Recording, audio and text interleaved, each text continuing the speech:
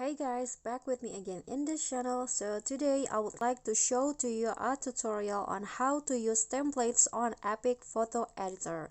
So if you open EPIK and then you click on the template button at the bottom, you'll see there are so many templates that created by other users, and you can use it as you like.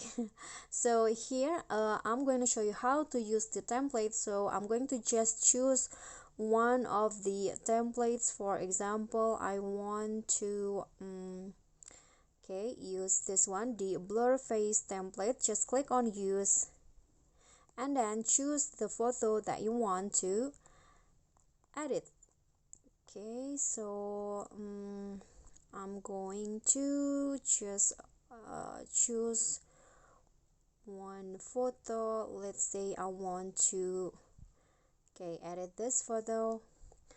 So now it's like processing the templates, the edit from the templates. You can just wait, and you see now the photo that you add has been edited like the template that you choose before. And if you like satisfied with the result, you can just click on download here, save the photo to your gallery.